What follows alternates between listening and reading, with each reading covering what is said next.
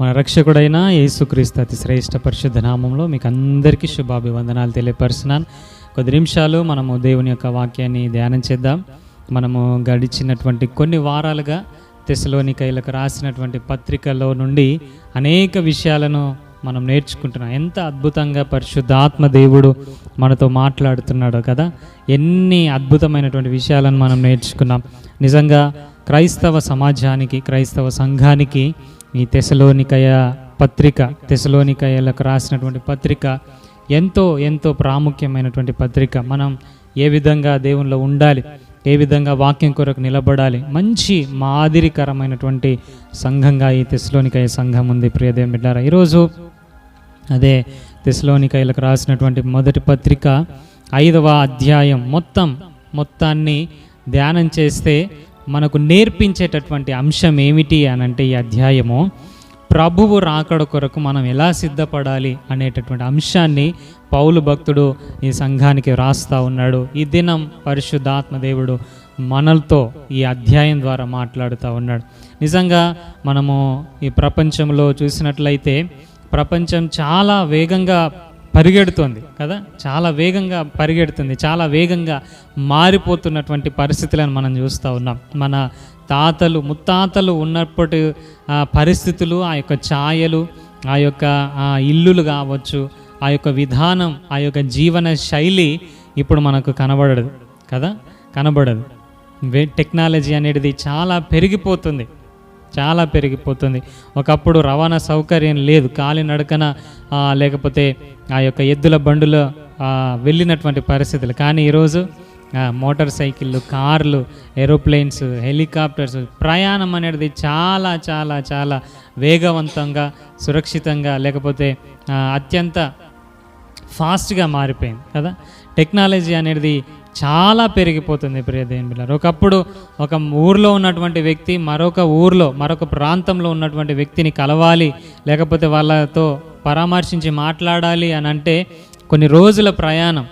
కానీ ఇప్పుడు ఒక్క నిమిషంలో చూసేటటువంటి అవకాశం, కొన్ని గంటలలో వెళ్ళి కలిసేటటువంటి అవకాశం, ఎంతో ఎంతో ప్రపంచం వేగంగా కదులుతున్నటువంటి పరిస్థితి, టెక్నాలజీ అనేటటువంటిది పెరుగుతున్నటువంటి అంశాన్ని మనం చూస్తూ ఉన్నాం. టెక్నాలజీ అనేది ఎంత పెరుగుతుందో ప్రియ దేవుని బిడ్డలారా, దేవుని రాకడకు మనం అంత దగ్గరవుతున్నాం అనేది మనం మర్చిపోదు. ఎందుకనంటే దేవుని వాక్యం సెలవిస్తుంది, అంచె దినాలలో జ్ఞానం అనేది చాలా విపరీతంగా పెరుగుతుందట కదా. కాబట్టి ఈ టెక్నాలజీ పెరుగుతున్నప్పుడు మనము సంతోషించడం ఒకవైపు అయితే, దేవుని రాకడ కొరకు సిద్ధపడాల్సినటువంటి ప్రాముఖ్యతను ఎరిగిన వారమై ఆ దిశగా ముందుకు వెళ్ళాల్సినటువంటి అవసరత ఎంతైనా ఉన్నది ప్రియ దేవుని బిడ్డలారా. టెక్నాలజీ ఎంత పెరుగుతుంది అని అంటే మన డబ్బులను కూడా మనము వాడుకోలేనటువంటి పరిస్థితిలోనికి వెళ్ళిపోతాం కదా. మన డబ్బులే, మన బ్యాంకులో వేసుకున్న డబ్బులు మనం వాడుకోవటానికి ఇంకొకరి పర్మిషన్ తీసుకోవాలి.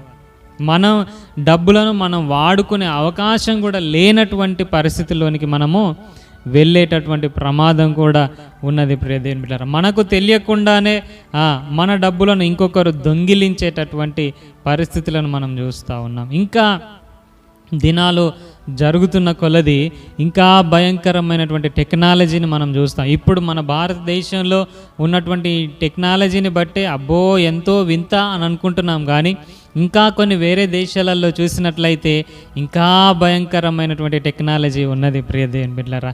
ఇవన్నీ కూడా ఏం చెప్తున్నాయి అని అంటే, నిన్ను నీవుగా, లేకపోతే నీకు నీవుగా ఏ పని చేయలేకుండా మనల్ని సోమరిపోతులను చేస్తూ కదా, మనల్ని ఈ ఇహలోకమైనటువంటి అందాలను ఆస్వాదించే విధంగా. అందుకే యేసుక్రీస్తు ప్రభువారు ఫాస్టింగ్ ఉన్నప్పుడు అపవాది వచ్చి చూపిస్తాడు కదా, ఈ లోక రాజ్యములన్నీ వాటి మహిమనంతా చూపించి నాకు మొక్కు నీకు ఇస్తానని అన్నాడట. ఈరోజు మానవులముగా మనల్ని కూడా అపవాది శోధించేటటువంటి విషయం ఏందనంటే, ఇహలోకమైనటువంటి రంగులను, హంగులను, టెక్నాలజీని మనకు చూపించి వాని వలలో మనల్ని చిక్కించుకుంటున్నటువంటి పరిస్థితి మనం చూస్తాం. రేపటి దినమున మన స్వతహా నడవలేనటువంటి పరిస్థితి, మన డబ్బులను వాడుకోలేనటువంటి పరిస్థితి, మనం ఏది కొనుక్కోలేనటువంటి పరిస్థితి వాడి పర్మిషన్ లేకపోతే. ఇలాంటి భయంకరమైనటువంటి స్థితిలోనికి మనము వెళ్తాం. ఇవన్నీ కూడా దేనిని సూచిస్తున్నాయి అనంటే ప్రభువు రాకడకు దగ్గరగా అతి సమీపంగా మనం వెళ్తున్నాము అనేటటువంటి విషయాన్ని ఈ యొక్క టెక్నాలజీ కావచ్చు, ఈ మార్పులు కావచ్చు మనకు సూచిస్తున్నాయి ప్రియ దేవుని బిడ్డలారా. కాబట్టి ఈ దినాలు దగ్గర పడుతున్న కొలది మనం క్రైస్తవులముగా దేవుని రాకడ కొరకు సిద్ధపడాలి. ఈ సూచనలన్నీ మనం చూస్తూ ఉన్నప్పుడు మనము క్రైస్తవులముగా దేవుని రాకడ కొరకు సిద్ధపడాల్సినటువంటి అవసరత ఉన్నది.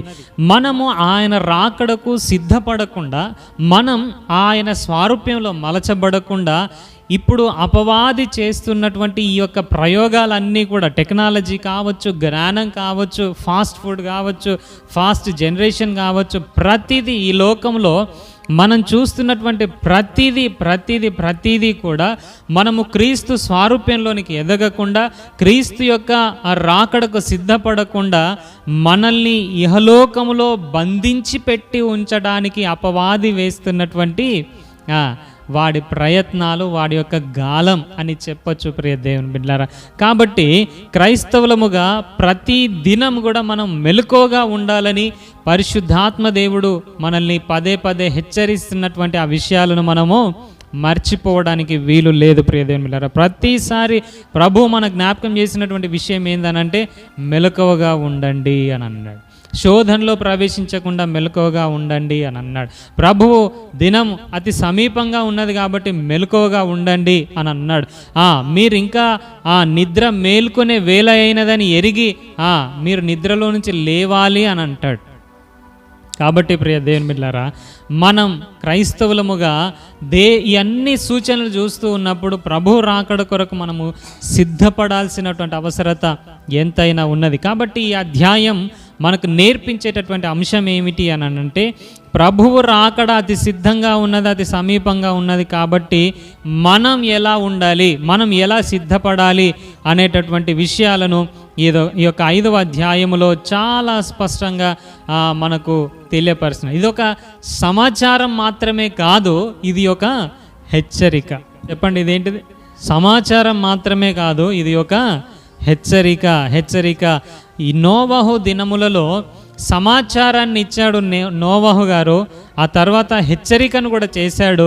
అవి ఏవి కూడా పట్టించుకోనటువంటి ప్రజలు జల ప్రళయంలో మునిగిపోయి నశించిపోయినటువంటి ప్రజలుగా ఉన్నారు. కాబట్టి దేవుడు మనల్ని ప్రేమించినటువంటి దేవుడు మనకు ఏం చెప్తున్నాడు అనంటే, సమాచారాన్ని ఇస్తూ హెచ్చరికను కూడా చేస్తూ ఉన్నాడు. ఎందుకు అనంటే మనము సిద్ధపడటానికి. మనం నశించిపోవటం ససేమిరా ఆయన చిత్తం కాదు ప్రియ దేవుని బిడ్డలారా. కాబట్టి మనం ప్రతి దినం సిద్ధపడుతూ ఉండాలి. ప్రతి దినం ఈరోజే యేసయ్య వస్తే నేను ఎత్తబడాలి, ఈరోజే యేసుక్రీస్తు ప్రభువారు వస్తే ఆయన రాజ్యంలో నేను ఉండాలి అనేటటువంటి ఆ సిద్ధపాటు కలిగినటువంటి సంఘంగా మనము ఉండాలి ప్రియ దేవుని బిడ్డలారా. ఈ అధ్యాయంలో ఉన్నటువంటి ప్రాముఖ్యమైనటువంటి విషయాలు ఏమిటి అని అంటే, ప్రభు రాకడ సిద్ధంగా ఉన్నది, అదేవిధంగా పరిశుద్ధంగా మన జీవితాన్ని కాపాడుకోవాలి, అదేవిధంగా సంఘములో, సార్వత్రిక సంఘములో ప్రేమ, ఆనందం, ప్రార్థన, క్రీస్తు స్వారూప్యం అనేటటువంటిది కనబడాలి అనేటటువంటి విషయాలను ప్రాముఖ్యంగా పౌలు భక్తుడు ప్రస్తావించాడు ప్రియ దేవుని బిడ్డలారా. 1 నుంచి 11 వచనాలు మనం చూసినట్లయితే, ప్రభు రాకడ కొరకు మెలకువగా ఉండటానికి మనల్ని నిద్ర లేపుతున్నాడు. ఏం చేస్తున్నాడు?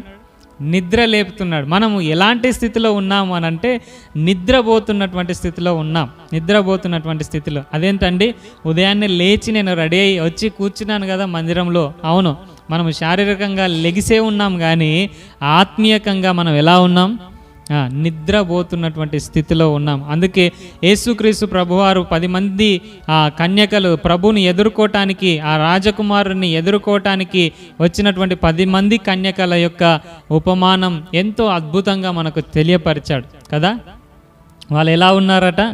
నిద్రపోతున్నటువంటి స్థితిలో. కాసేపు మెలకువగా ఉన్నారు, కానీ ఆయన రాకడ ఆలస్యమవుతుందని, ఎందుకొరకట? ఆయన రాకడ ఆలస్యమవుతుందని నిద్రపోయారట. ఈరోజు కూడా ప్రియ దేవుని బిడ్డలారా, నేను చిన్నప్పటి నుంచి వింటున్నాను, ఇదిగో ప్రభు వస్తున్నాడు, ప్రభు వస్తున్నాడు అని. నేనే చిన్నప్పటి నుంచి వింటే మీరు కూడా మీ చిన్నప్పటి నుంచి విన్నారు కావచ్చు కదా.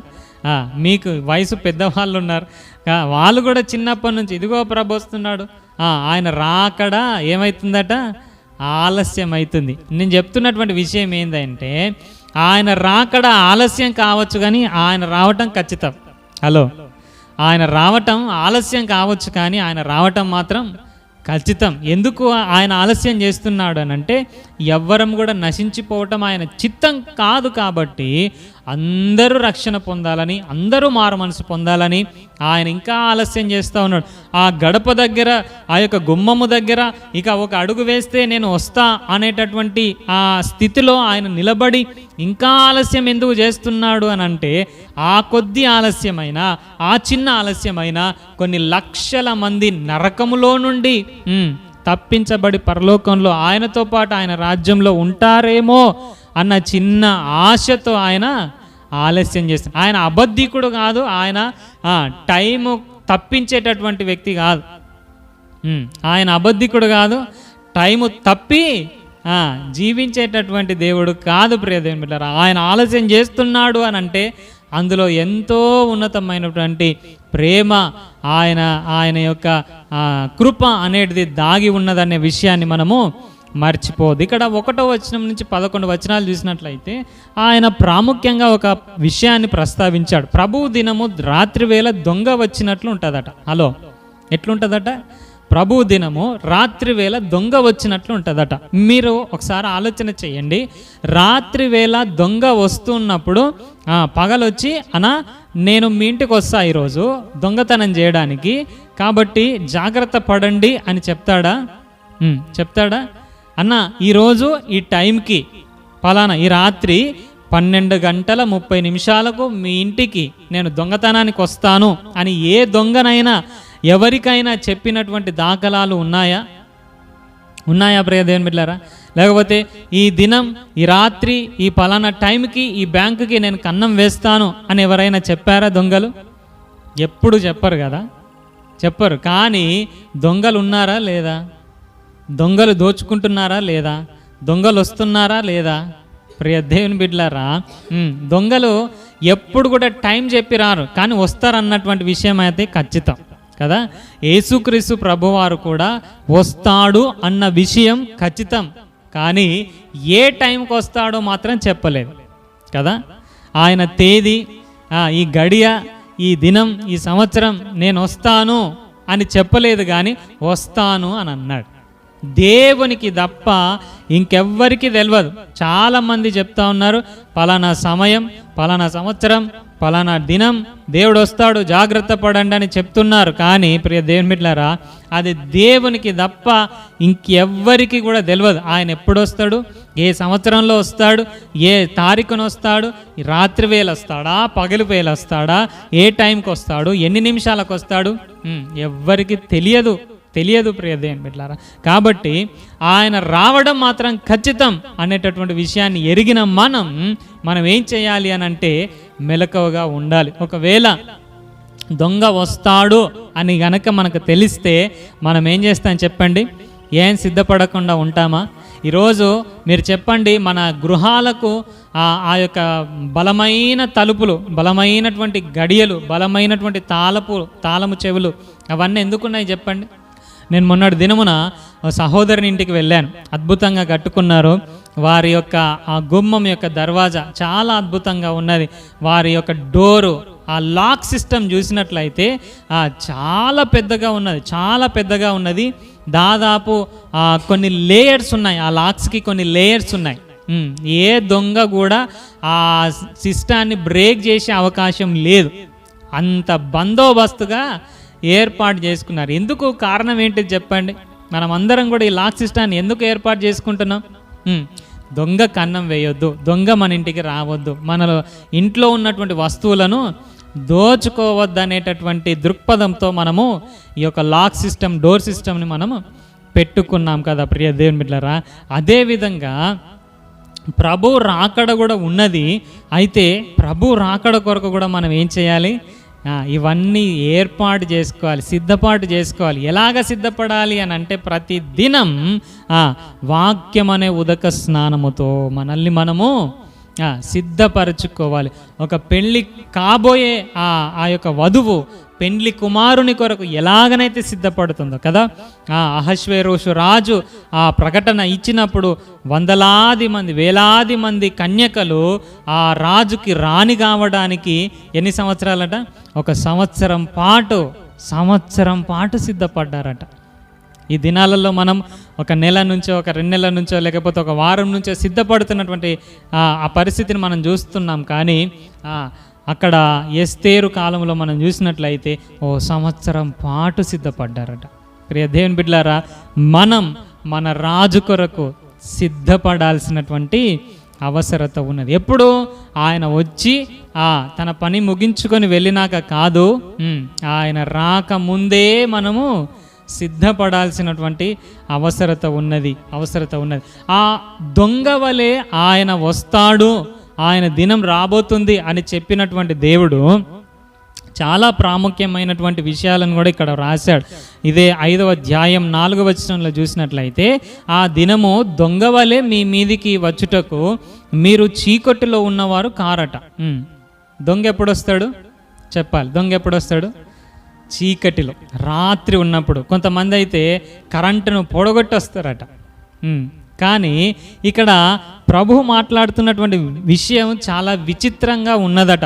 ఆ దినము దొంగ వలె మీ మీదికి వచ్చుటకు మీరు చీకట్లో ఉన్నవారు కాదట. మరి ఎవరు మీరు అని అంటే, మీరు వెలుగు సంబంధులు అని అంటాడు. మీరందరూ వెలుగు సంబంధులు, పగటి సంబంధులు.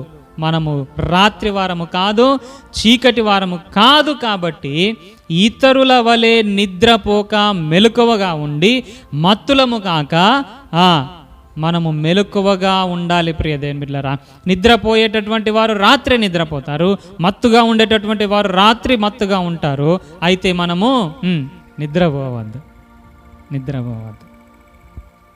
ప్రియ దేవుని బిడ్డలారా, మనము నిద్రించే వారంగా ఉండొద్దు. మనం రాత్రి సంబంధులము కానే కాదు. ప్రియ దేవుని బిడ్డలారా, మనము పగటి సంబంధులం అని చాలా స్పష్టంగా చెప్తా ఉన్నాడు. ఎందుకు ఈ విషయాన్ని స్పష్టంగా ఇక్కడ రాస్తున్నాడు అని అంటే, అక్కడ 10 మంది కన్యకలు కూడా ఆలస్యమవుతుంది ఆ రాకడ అని వాళ్ళందరూ కూడా రాత్రి కునికి నిద్రించారట. అయితే మనము ఆ విధంగా కునికి నిద్రించటానికి మనము రాత్రిలో లేమట. ఎక్కడున్నాం?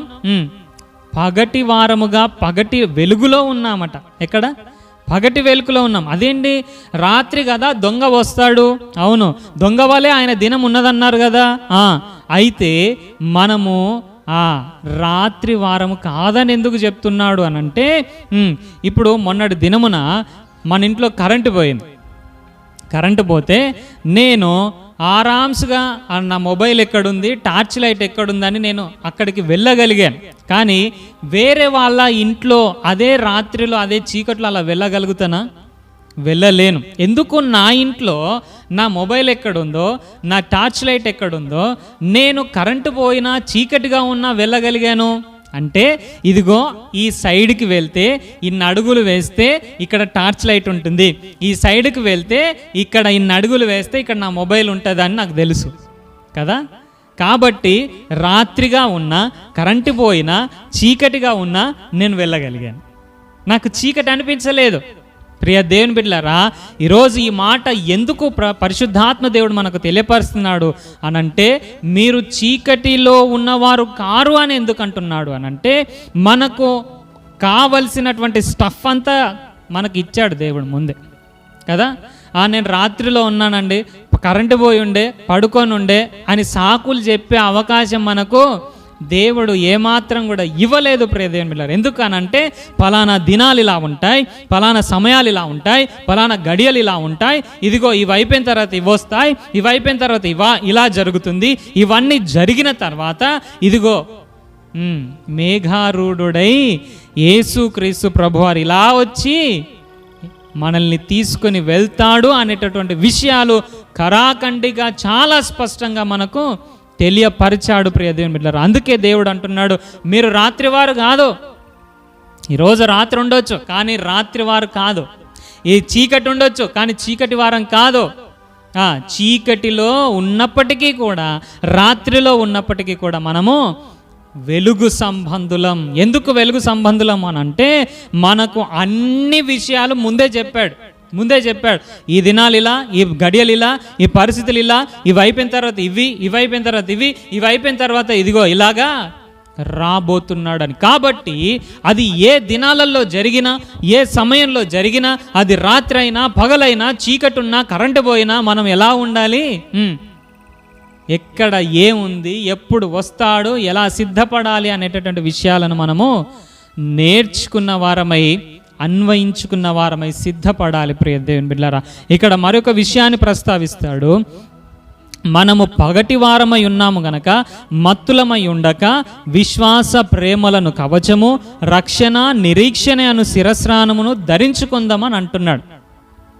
ఆయన రాకడ కొరకు చెప్తూ మళ్ళీ ఎక్కడికి తీసుకొని వెళ్ళాడు మనల్ని?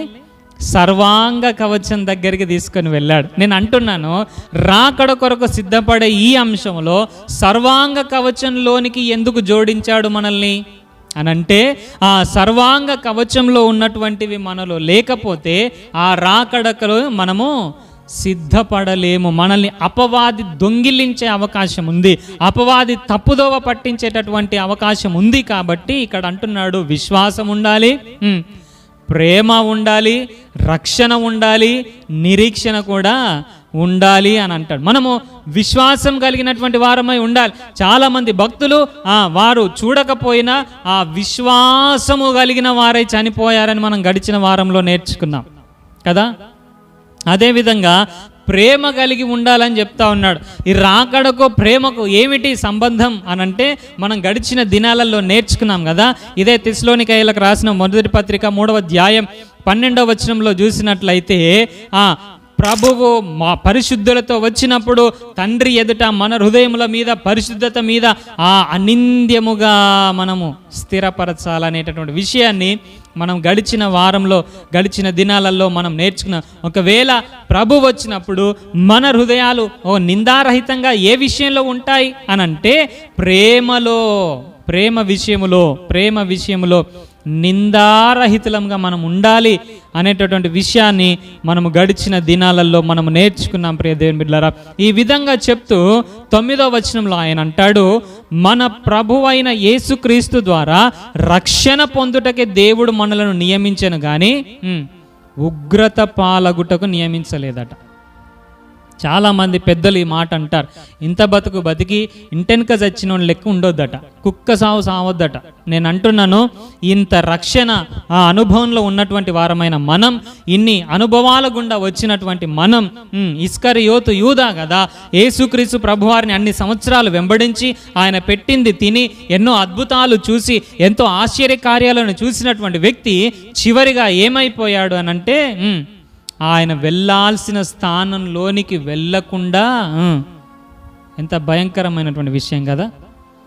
ఆ అపోస్తుల కార్యంలోనికి వచ్చిన తర్వాత యూదా ఇస్కరియోతు వెళ్ళాల్సినటువంటి స్థానంలోనికి వెళ్ళకుండా ఉండి తప్పిపోయినందుకు ఇంకొకరిని ఎన్నుకోవాల్సి వచ్చిందట. ఇంత ప్రయాణం చేసిన తర్వాత దేవుడు మరొకరిని ఎన్నుకోవాల్సినటువంటి పరిస్థితి. ప్రియ దేవుని బిడ్డలారా, ఈరోజు మనం ఆలోచన చేయాలి, ఎన్ని సంవత్సరాల క్రైస్తవ అనుభవం, ఎక్స్పీరియన్స్ మనకు ఉన్నదో, ఇంత బ్రతికిన తర్వాత, ఇంత క్రైస్తవ్యాన్ని మనం కొనసాగించిన తర్వాత, ఇన్ని ఏండ్లు మనం క్రైస్తవ్యంలో జీవించిన తర్వాత తప్పిపోయే వారముగా, వెనుదిరిగినటువంటి వారముగా, సిద్ధపాటు లేనటువంటి వారముగా, అక్కడ డోర్ దాకా పోయి ఆ డోర్ ముందట మనము ప్రవేశించలేని వారముగా ఉంటే ఎంత దౌర్భాగ్యమైనటువంటి స్థితి కదా. 10 మంది కన్యకలు వెళ్ళారు, సిద్ధపడే వెళ్ళారు, కానీ నిద్రించినటువంటి పరిస్థితి. ఆ 5గురేమో అద్భుతమైనటువంటి సిద్ధపాటు ఉన్నది, మిగిలిన 5గురిలో ఆ సిద్ధపాటు లేదు. మనము కూడా వెళ్తున్నాం ఆ డోర్ దాకా, ఆయన వచ్చినప్పుడు ఎదుర్కొనే సిద్ధపాటు కలిగి ఉన్నామా? మనల్ని రక్షణ పొందటానికి ఆయన నియమించాడు కానీ ఉగ్రత పాలు కావడానికి నియమించలేదు. రక్షణ పొందటానికి ఆయన ఇంకా ఆలస్యం చేస్తున్నాడు కానీ మనము ఇంకొక విషయాన్ని కూడా ఆలోచన చేయాలి. ఆయన రాకడ ఇంకా ఎందుకు ఆలస్యం అవుతుంది అని అంటే, రక్షింపబడనటువంటి వారందరూ కూడా రక్షింపబడాలి. ఇంకొక ప్రాముఖ్యమైనటువంటి విషయం ఏమిటనంటే, రక్షింపబడిన మనం, క్రైస్తవ్య సీనియారిటీ కలిగినటువంటి మనం, క్రైస్తవ్యంలో ఎన్నో అనుభవాలు దాటుకుంటూ వచ్చిన మనం ఇంకా రూపాంతర అనుభవములో నడిపించబడటానికి ఆయన ఆలస్యం చేస్తున్నాడు. అవును, బాప్తిసం తీసుకున్నాం, రక్షణ పొందుకున్నాం, మార్మన్స్ పొందుకున్నాం, బలలో చేవేస్తున్నాం, మానక ప్రతి ఆదివారం గుడికి వస్తున్నాం. అయితే రూపాంతర అనుభవం, క్రీస్తు స్వారూప్యములో మనము గనక మలచబడకపోతే, ఎన్ని వాక్యాలు విన్నా మన జీవితాలను మార్చుకోకపోతే, మన జీవితాన్ని ఆయన స్వారూప్యములో, పౌలు యొక్క బోధనలో, క్రీస్తు యొక్క మార్గంలో కట్టుకోకపోతే గేటు కాడ త్రోసివేయబడినటువంటి పరిస్థితి. కాబట్టి ప్రియ దేవుని బిడ్డలారా, ఆయన ఇంకా ఆలస్యం చేస్తున్నాడు అని అంటే అనేకులు రక్షణ పొందాలి. మరి యొక్క ప్రాముఖ్యమైన విషయం, మనం రూపాంతరం చెందాలి.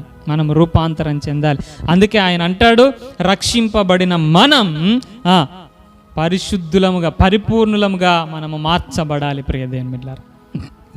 కాబట్టి ఈ ఉదయకాల సమయం పరిశుద్ధ ఆత్మదేవుడు మనతో మాట్లాడుతుండగా మన జీవితాలను సరిచేసుకుందాం. ఉగ్రత పాలు కావడానికి కాదు, రక్షణ పొందటానికే ఆయన నియమించాడట మనల్ని. నియమించబడినటువంటి మనం యూదా ఇస్కరియోతు తప్పిపోయినట్లుగా తప్పిపోవటానికి వీలేదు. 5 కన్యకలు త్రోసివేయబడినట్లుగా మనము త్రోసివేయబడటానికి వీలు లేదు ప్రియ దేవుని బిడ్డలారా. ఎందుకు అనంటే, మనము రాత్రి వారము కాదు, మనం మత్తులము కాదు, మనము చీకటికి సంబంధించినటువంటి వారం కాదు, మనము వెలుగు సంబంధులం, మనము పగటి సంబంధులం. మనకన్నీ తెలుసు కదా, సూచనలు ఏంటి తెలుసు, ఏ విధంగా మనము నడవాలో తెలుసు. అయినప్పటికీ కూడా కునికి నిద్రిస్తే పరిస్థితులు చాలా భయంకరంగా ఉంటాయి. కాబట్టి ప్రియ దేవుని బిడ్డలారా, ఈరోజు మనం ఆలోచన చేయాలి, మనం సిద్ధంగా ఉన్నామా? మరి ఒక విషయాన్ని ఆలోచన చేసినట్లయితే 5వ వచనం నుంచి 8 వచనాల వరకు ప్రాముఖ్యంగా ఆయన మాట్లాడినటువంటి విషయాలు ఏమిటి అని అంటే, మనము రాత్రి వారం కాదు, చీకటి వారం కాదు. కాబట్టి మనము చేసే క్రియలు ఎలా ఉండాలి అని అంటే, వెలుగు సంబంధించినటువంటి క్రియలు, మన దేవుని క్రియలు మనము చెయ్యాల్సినటువంటి అవసరత ఉన్నది ప్రియ దేవుని బిడ్డలారా. నోవహు దినాలలో మనం చూసినట్లయితే అక్కడ 2 రకాల ప్రజలు మనకు కనబడుతూ ఉన్నారు. నోవహు తన కుటుంబస్తులందరూ కూడా దేవునికి సంబంధించిన వారుగా, దేవునికి సంబంధించిన క్రియలు చేస్తున్నట్లుగా కనబడుతూ ఉన్నారు. మిగతా లోకమంతా కూడా చూస్తే వీరికి భిన్నంగా జీవించినటువంటి పరిస్థితి. ఒక దినం వచ్చింది, ఆ జల ప్రళయములో నోవాహు తన కుటుంబము తప్ప ఇంకా ఎవ్వరు కూడా మిగిలి ఉండలేదు ప్రియ దేవుని బిడ్డలారా. వారందరూ కూడా నశించిపోయారు. ఇశ్రాయేలు ప్రజలు కూడా ఆ ఐగుప్తు బానిసత్వంలో నుంచి విడిపించబడ్డారు. అరణ్య మార్గం గుండా, ఆ ఎర్ర సముద్రం మార్గం గుండా నడిపించబడ్డారు. అయినప్పటికీ కూడా ఆ కానానులోనికి 2 తప్ప ఇంకెవ్వరు చేరలేదు. కారణం, సరి అయినటువంటి సిద్ధపాటు లేదు ప్రియ దేవుని. ఈరోజు మనము కూడా అపవాది బానిసత్వంలో నుంచి మనము విడిపించబడ్డాం. మన జీవితంలో ఎర్ర సముద్రము లాంటి, ఎరికో గోడలు లాంటి ఎన్నో అద్భుతాలు మన జీవితంలో కూడా దేవుడు చేసి ఆ అనుభవాల గుండా నడిపించాడు. అయితే సరి అయినటువంటి సిద్ధపాటు లేకపోతే ఆ కానానులో ప్రవేశించటం సాధ్యం కాదు. కాబట్టి మనం దేవుని సంబంధులమైనటువంటి, దేవుని పిల్లలకు తగినటువంటి క్రియలను చేస్తూ ముందుకు వెళ్ళాల్సినటువంటి అవసరత ఉన్నది. అదేవిధంగా 12వ వచనం నుంచి 15వ వచనం వరకు మనం చూసినట్లయితే అక్కడ ప్రేమ గురించి మాట్లాడతాడు ప్రియ దేవుని బిడ్డలారా. 15వ వచనం చూసినట్లయితే, కీడుకు ప్రతి కీడు ఎవ్వరికి చేయొద్దు, మనుషులందరి ఎడల ఎల్లప్పుడూ కూడా మనం ఏం చేయాలట, మేలు చేసే వారంగా ఉండాలి. ఈ మేలు చేసేటటువంటి సంఘం తెస్సలోనికయ సంఘం కదా, ఎంత అద్భుతంగా ఉన్నదంటే, భయంకరమైనటువంటి శ్రమలు, భయంకరమైనటువంటి హింసలు, భయంకరమైనటువంటి పరిస్థితులు అయినప్పటికీ కూడా వాక్యాన్ని అంగీకరించిన సంఘం, ప్రేమలో వేరుపారినటువంటి సంఘం, అనేకులకు మాదిరికరంగా ఉన్నటువంటి సంఘం, సేవకునికి సహకరించినటువంటి సంఘం. ఎంత అద్భుతమైనటువంటి మాదిరికరమైనటువంటి సంఘంగా ఉన్నది ప్రియ దేవుని బిడ్డలారా. అదేవిధంగా మిగతా వచనాలు కూడా మనం చూసినట్లయితే అక్కడ ఆజ్ఞలను కూడా ఇచ్చాడు. ఏంటి ఆ ఆజ్ఞలు అని అంటే ఎల్లప్పుడూ సంతోషంగా ఉండాలట. ఎలా ఉండాలట? ఎల్లప్పుడూ మనం సంతోషంగా ఉండాలి. దేని కొరకు సంతోషంగా ఉండాలి అని అంటే మనం గడిచిన దినాలలో నేర్చుకున్నాం కదా, మన పరిస్థితులను బట్టి కాదు, ఎవరిని బట్టి? దేవుణ్ణి బట్టి. మన పరిస్థితులకు మించిన దేవుని బట్టి సంతోషంగా ఉండాలి. ఈ యొక్క అంచె దినాలలో మనము కృంగిన స్థితిలో, సిద్ధపాటు లేనటువంటి స్థితిలో, ఈ సంతోషం లేనటువంటి స్థితిలో ఉండటానికి వీల్లేదు. మన పరిస్థితులను బట్టి కావచ్చు, మన స్థితిగతులను బట్టి కావచ్చు, దేన్ని బట్టి, పరిస్థితులను బట్టి కాదు మన సంతోషం. ఎవరిని బట్టి? దేవునిని బట్టి, పరిస్థితులను మార్చగలిగే దేవుని బట్టి మనము సంతోషంగా ఉండాలి. మరి ఒక ప్రాముఖ్యమైన ఆజ్ఞ చెప్తాడు, మనము ప్రతి దినము కూడా ప్రార్థన చేయాలట. విసుగక ప్రార్థన చేయాలట. అసలు గ్యాప్ అనేది ఉండొద్దు మన ప్రార్థనకి కదా. ప్రియ దేవుని బిడ్డలారా, ఎన్నిసార్లు మనము తప్పిపోయినటువంటి స్థితి కదా, మనమందరం కూడా తప్పిపోయినటువంటి వారమే అని దేవుని వాక్యం సెలవిస్తుంది. కాబట్టి ఎన్నిసార్లు మనము ఎన్నోసార్లు తీర్మానం చేసుకుంటాం, ప్రభా ఇలా ప్రార్థిస్తానని, కానీ తప్పిపోయినటువంటి స్థితి మన జీవితంలో ఉండొచ్చు. అయితే దేవుడు అంటున్నాడు, మరలా మన బలిపీఠాన్ని మనం కట్టుకోవటానికి ఇష్టపడాలి. మన పరిస్థితులను బట్టి కృంగిపోవటానికి వీల్లేదు, సంతోషంగా ఉండాలి. అదేవిధంగా ప్రార్థనలతో మనము ముందుకు కొనసాగాలి. ప్రతి విషయంలో కూడా కృతజ్ఞతాస్తుతులను మనము చెల్లించాలి. ఈ విషయాన్ని కూడా మనం గడిచిన వారాలలో మనం నేర్చుకున్నాం. ప్రతి విషయంలో అంటే ఏ విధంగా దేవునికి కృతజ్ఞతాస్తుతులు చెల్లించాలి. మరి ప్రాముఖ్యమైనటువంటి విషయాన్ని ఇక్కడ ప్రస్తావించాడు. 19వ వచనం నుంచి 22వ వచనాల వరకు మనం చూసినట్లయితే పరిశుద్ధాత్మను మనము నిర్లక్ష్యం చేయొద్దు, మనము ఆయనను దుఃఖ పెట్టే వారముగా ఉండొద్దు ప్రియ దేవుని బిడ్డలారా. ఇప్పుడు మీరు చూడండి, మొన్నటి దినమున నేను ఒక వీడియో చూశాను. గ్యాస్ సిలిండర్ నుంచి మంటలు వస్తే ఏం చేయాలి అనేటటువంటి విషయాన్ని ఫైర్ ఇంజిన్ వారు చాలా స్పష్టంగా చూపించారు. గ్యాస్లో నుండి ఆ మంట బయటకు వచ్చినప్పుడు ఒక పాత్రను, ఖాళీ పాత్రను దాని మీద బోర్లించినట్లయితే గాలాడకుండా అది ఆరిపోతుందట. ప్రియ దేవుని బిడ్డలారా, మన జీవితంలో కూడా మనలో ఎవరున్నారు చెప్పండి? పరిశుద్ధాత్మ దేవుడు ఉన్నాడు. ఆయన ప్రతి విషయంలో మనల్ని గైడ్ చేస్తాడు. ఈ మార్గం గుండా వెళ్తే అది క్షేమమా కాదా మనకు చెప్తాడు, వద్దు నాన్న అని అంటాడు. లేకపోతే ఈ మాట మాట్లాడితే అది మంచిది కాదు అని చెప్తా ఉంటాడు. ఈ విధంగా ఎన్నో విషయాలు ఆత్మ ద్వారా మనకు వెల్లడి పరుస్తూ ఉన్నప్పుడు మనము ఏం చేయొద్దు? ఆయనను ఆర్పిన వారంగా ఉండొద్దు. ఆత్మను ఆర్పకుడే అని అన్నాడు దేవుడు. ప్రియ దేవుని బిడ్డలారా, మన యొక్క క్రియలను బట్టి పరిశుద్ధాత్మను ఆర్పేవారంగా ఉండొద్దు. మన అహంకారం కావచ్చు, క్షమించలేని మనసు కావచ్చు, రహస్య పాపాలు కావచ్చు, లోకంలో చూస్తున్నటువంటి పరిస్థితులు మనం అన్వయించుకునేటటువంటి విషయంలో కావచ్చు, ఇవన్నీ చేస్తూ లోకానుసారంగా బ్రతుకుతూ మన ఇష్టానుసారంగా జీవిస్తూ పరిశుద్ధాత్మను ఆర్పే వారంగా ఉండొద్దు. ప్రియ దేవుని బిడ్డలారా, మనలో పరిశుద్ధాత్మ దేవుడు ఎంతగా మండుతూ ఉంటే మనం అంతగా దేవుని యొక్క స్వారూప్యంలోనికి మార్చబడతాం. ఎస్తేరు హేగే వశంలో ఉన్నప్పుడు రాజుకు ఎలాంటిదైతే ఇష్టమవుతుందో అలాంటి అలంకరణ వేసి పంపించాడు. ఈరోజు పరిశుద్ధాత్మ దేవుని మాట మనం వింటే ఆ క్రీస్తుకి ఎలాగ మనం ఇష్టపడతామో ఆ యొక్క పోలికలోనికి మనల్ని పరిశుద్ధాత్మ దేవుడు మనల్ని మారుస్తాడు. కాబట్టి ప్రియ దేవుని బిడ్డలారా, నేను మరలా చెప్తున్నాను, దేవుని రాకడకు సిద్ధపడకుండా మనము ఎక్కడ తప్పిపోతున్నామో ఒక్కసారి మనల్ని మనము ఆలోచన చేస్తూ పరీక్షించుకోవాల్సినటువంటి అవసరత ఉన్నది. చాలా దగ్గర అవుతున్నాయి, చాలా సమీపంగా వెళ్తున్నాం, భయంకరమైనటువంటి పరిస్థితులు ఏర్పడుతున్నాయి. ప్రియ దేవుని బిడ్డలారా, ఇంకా మన ఇష్టానుసారంగా జీవిస్తూ, ఇంకా మనకు నచ్చిన జీవితాన్ని జీవిస్తూ, ఇంకా ప్రేమ లేని, ఇంకా కృతజ్ఞత లేని, ఇంకా ఇష్టానుసారమైనటువంటి బ్రతుకును మనం జీవిస్తూ ఉన్నట్లయితే విడువబడినటువంటి పరిస్థితి మన జీవితంలో ఏర్పడుతుంది. కాబట్టి ఈరోజు మనం ఆలోచన చేయాలి, ఎక్కడ తప్పిపోతున్నాం ఒకసారి స్వపరీక్ష చేసుకుందాం, మనల్ని మనం రికలెక్ట్ చేసుకుందాం. ప్రభువా నన్ను మార్చమని అడుగుతాం. ఇదే అధ్యాయంలో ఒక మంచి మాట ఆయన సెలవిస్తాడు, మిమ్మును పిలిచిన వాడు నమ్మదగిన వాడు, ఆయన దీనిని నెరవేర్చును అని అంటాడు. ఆయన మనల్ని రక్షించడానికే నియమించాడు, కానీ ఉగ్రత పాలు కావటానికి నియమించలేదు. కాబట్టి మన స్వశక్తితో మనము ప్రార్థనలో నిలబడలేకపోవచ్చు, మన స్వశక్తితో మనము క్రీస్తు స్వారూప్యంలోనికి మలచబడలేకపోవచ్చు. మనం దినదినం ఒకటి అనుకుంటాం, కానీ తప్పిపోతున్నటువంటి స్థితి మనలో ఉండొచ్చు.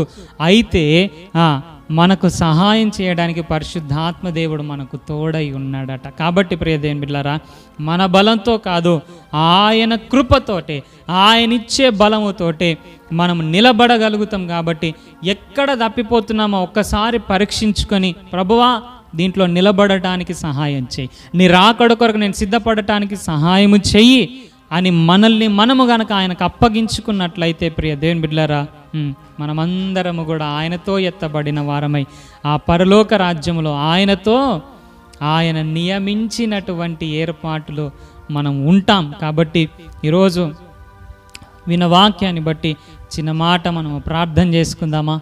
ఎక్కడ తప్పిపోతున్నామో, ఎక్కడ ఆయన రాకడకు సిద్ధపడకుండా ఆటంకాలు ఉన్నాయో, లేకపోతే ఎక్కడ మనలో మరక ఉన్నదో ఒకసారి ఆలోచన చేద్దాం. ఎక్కడ ఆయన స్వారూప్యంలోనికి మలచబడకుండా మనలో లోపం ఉన్నదో ఆలోచన చేద్దాం. కడగబడదాం యేసయ్య రక్తంతో, మనల్ని మనం ఆయనకు అప్పగించుకుందాం. ఆయన రాకడ కొరకై సిద్ధపడదాం. ఆయన రాకడ ఖచ్చితం. దొంగవలే ఆయన వస్తాడు అని చెప్పిన మనము పగటి వారం అని చెప్తా ఉన్నాడు, రాత్రికి సంబంధించిన వారము కాదు అని అంటున్నాడు. ఎందుకు అని అంటే ప్రతి విషయం మనకు వెల్లడిపరిచి బయలుపరిచినటువంటి దేవుడు. ఆయన దాచిపెట్టిన దేవుడు కాదు. పలానా దినాలు ఇలా ఉంటాయి, పలానా పరిస్థితులు ఇలా ఉంటాయి అని చెప్పి మనల్ని సిద్ధపరిచాడు ముందే. కాబట్టి మనము వాటిని మరచిపోయిన వారమై నిద్రపోయేటటువంటి స్థితిలో ఉండటానికి వీలు లేదు. కాబట్టి ప్రార్థన చేసుకుందాం విన్నటువంటి వాక్యాన్ని బట్టి.